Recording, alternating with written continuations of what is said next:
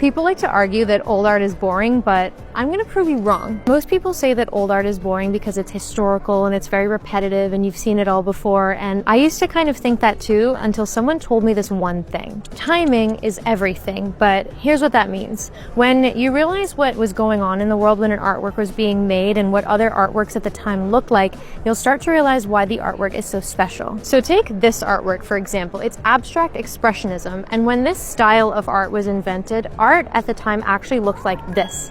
There was more figuration in it, which means people and human beings. It actually looked like there was something in the painting, or it was something super geometric. So think of the contrast between the two and how different it was. It really annoyed people. How could you just make a painting that is just a bunch of blobby, squishy colors?